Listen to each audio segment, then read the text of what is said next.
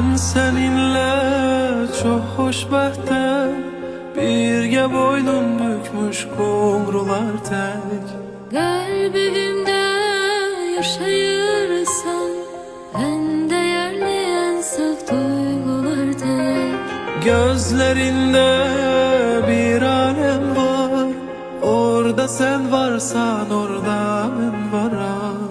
Tenhamıdan bəxt edersen, ben ise herkesten bəxtiyaram. Harda var ki senin sevirəm demeyindən, Koy baxım gözüne, sarılım yüreğinden. astaca astaca deyirəm biləsən.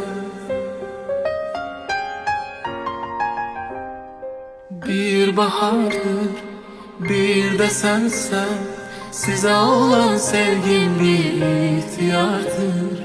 Kalbimizde, ruhumuzda, yaxşı ki dünyada sevgi vardır.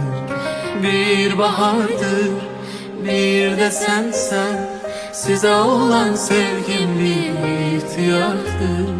Kalbimizde, ruhumuzda, yaxşı ki dünyada sevgi vardır.